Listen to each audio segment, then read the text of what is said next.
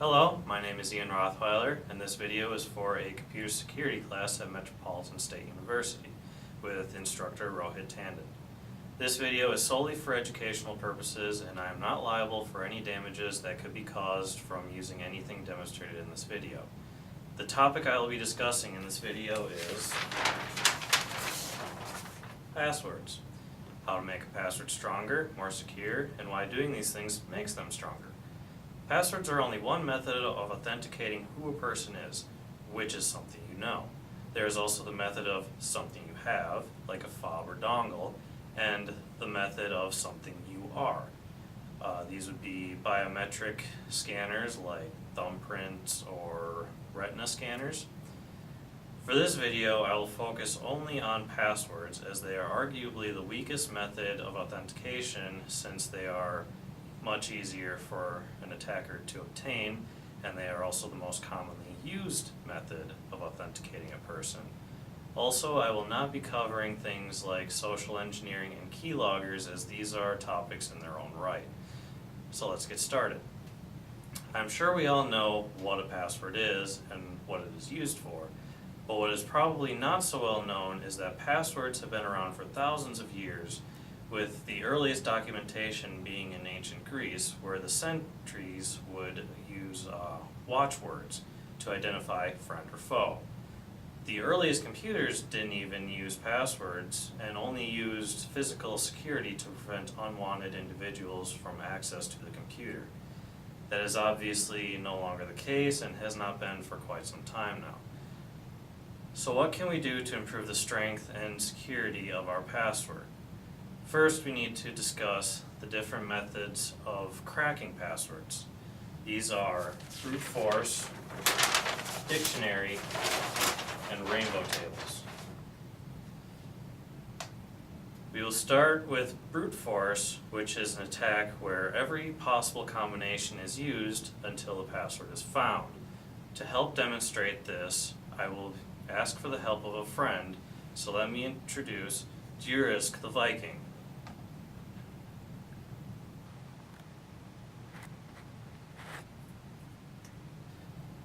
Now, Jurisk, your people are quite familiar with brute force attacks, aren't they? That is actually a common misconception about my people. We're actually great explorers and traders. But your people raided and pillaged lands for centuries. No. Those are just trades that didn't go so well, and the other side wrote about us like a bad Yelp review.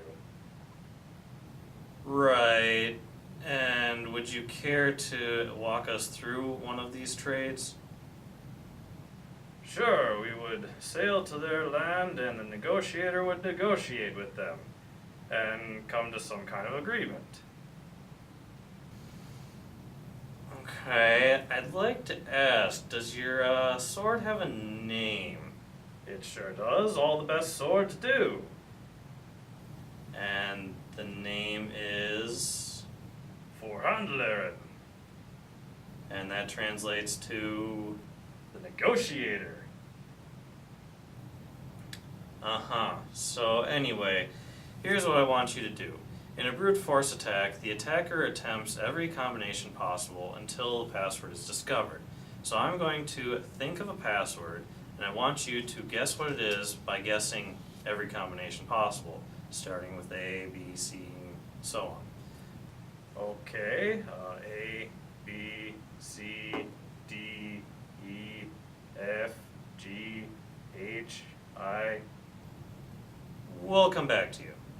The next type of attack, the dictionary attack, is where instead of attempting every combination of characters possible, the attacker goes through a dictionary and guesses words found in the dictionary.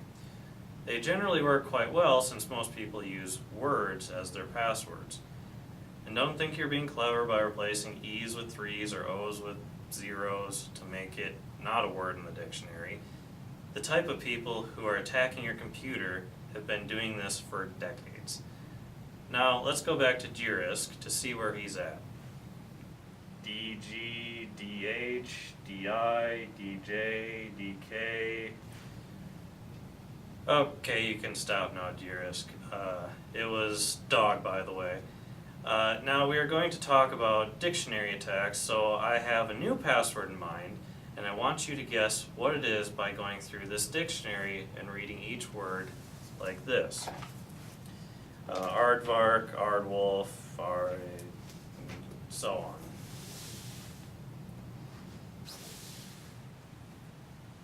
on. Okay. Again, we'll come back to you. The last type of attack is called rainbow tables. Now before I talk about how this attack works, I need to explain something else. When you enter a password into a computer, the computer converts it into a hash. A hash is the result of putting something, in this case a password, through a hash algorithm to receive a value that looks like gibberish. There's also a one-way trip, so you cannot reverse it to find out what the original text was from the gibberish.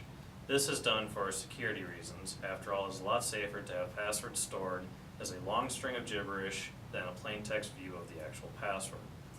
This is important when talking about rainbow table attacks because in a brute force attack, for example, the computer has to generate a hash for every combination right then and there.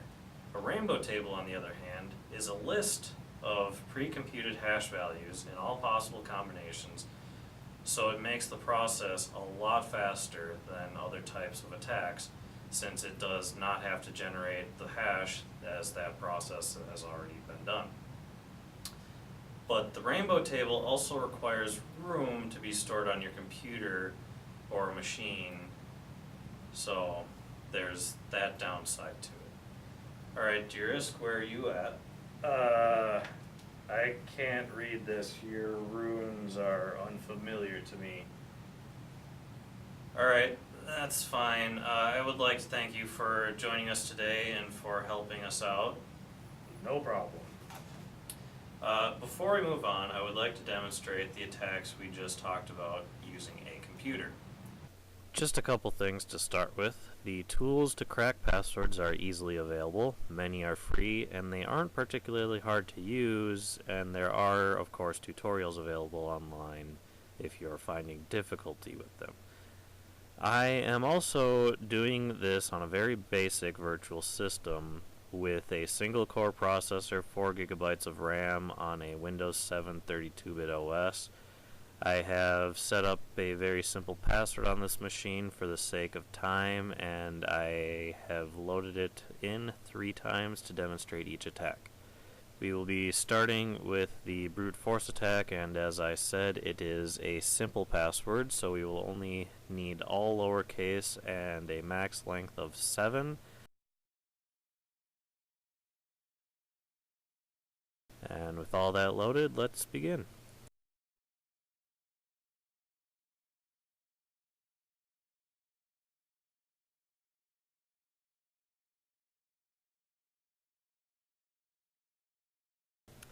And there we have the password. Also make note that it did not take the full length because it only needs to try until it finds the password, and once the password is found, the attack is done. On to the next attack, the dictionary attack.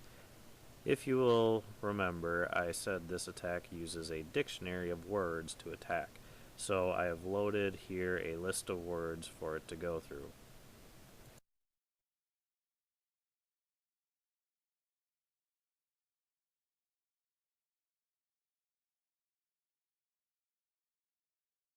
Again, we have found the password, and if you notice, I did not even make a cut to reduce the length like I did with the brute force attack. That was all in real time. Now for the final attack, the rainbow table. I have created a rainbow table using our parameters and have loaded it in.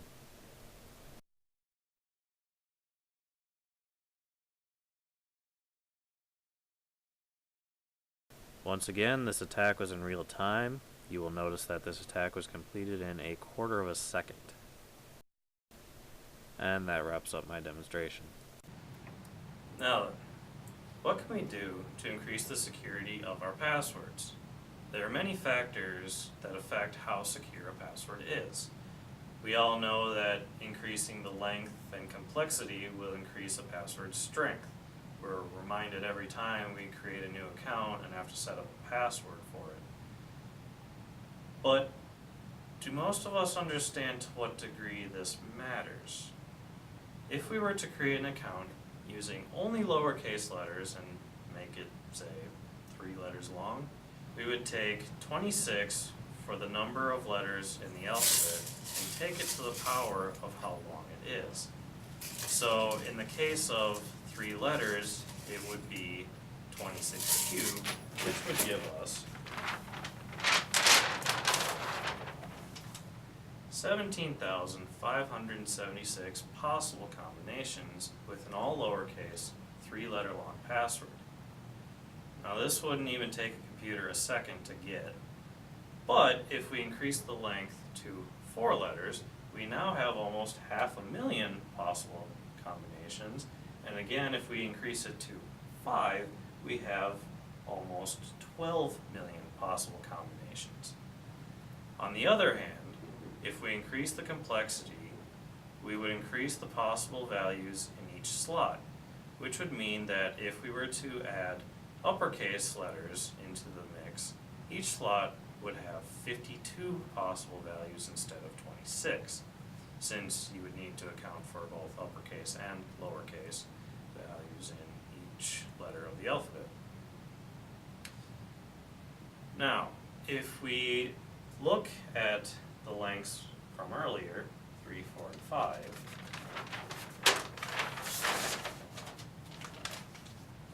and we take into consideration the 52 possible letters for each slot, we would get, for a 3-letter long password, about 140,000 possible combinations. For a 4-letter long password, about 7 million possible combinations, and for a 5-letter password, about 380 million possible combinations. If you were to add numbers and symbols, the possible combinations would shoot up even more, and the more possible combinations means the attacker has to go through more before reaching your particular combination. Other factors in the security of a password have to do with the user. If a password is used for multiple accounts, its security decreases. I know we all like to use the same password because it makes it easy to remember, but the more accounts the same password is used, the more places an attacker could attack. In this case, all it would take is for an attacker to make it into one account to gain access to all of your accounts. So it is not recommended that you reuse the same password over and over again. I get it, it's easier to remember one password than 100, but 100 different ones is safer than one used in 100 places. To get over this obstacle, many people like to create a password file where they store all of their passwords.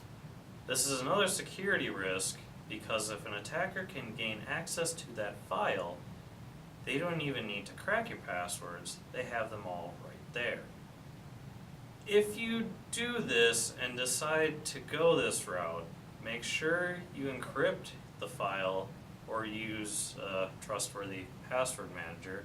I will put a link for top 5 password managers of 2016 in the description. Something many of us don't think about, but is another source of a weak password, is information about us. Things like your birthday, house address, license plate number, and so on, are often used in a password to make it easier to remember. But it is also information about you that is publicly available, and even more so if the information is shared on social media. This gives the attacker a much easier time in attacking, since they don't have to try every combination possible. They just have to try a handful of very likely possible combinations, which vastly reduces the scope of their attack. Another generally recommended action to improve the security of your password is to change it. Changing your password does 2 things. that increase your security. The first thing it does is if somebody is in the process of trying to crack your password and it takes them, for example, 2 years to do, but you change your password every 6 months, by the time they get your password, it has changed 3 times already, and the one they currently have is useless. The second thing it does is that if somebody does get your password, changing it will obviously mean that they no longer have it. This is a good suggestion, but studies have also found that this leads to people creating weak passwords, because people will have to keep remembering new passwords and people get lazy. So I would say it is suggested that you change your password on a somewhat regular basis, but make sure you aren't getting lazy with the strength of your passwords. With that, I would like to offer a solution which is derived from a webcomic strip called XKCD. It starts out with a very good point in that a computer does not care if a character is a letter, number, symbol, or whatever when guessing, but a human has difficulty remembering the gibberish they made utilizing numbers and symbols and capitals. It then says we should make it easier for people to remember and harder for machines to guess by using 4 random words that are easy for people to remember but would increase the length significantly, in their example, to 25 characters. If we put that in our length for our little equation earlier, which would be 26 to the 25th power, we would get 236 decillion, 773 nonillion, 830 octillion, 7 septillion, 967 sextillion, 588 quintillion, 876 quadrillion, 795 trillion, 164 billion, 938,496,376 possible combinations. That is only using lowercase letters. By adding only a bit of extra complexity, you would increase the combinations that much more. So we could vastly increase the strength of our passwords while also making them easy to remember by using a phrase instead of a single word. Let's utilize this with a bit of complexity to create a password for our friend Durisk. How about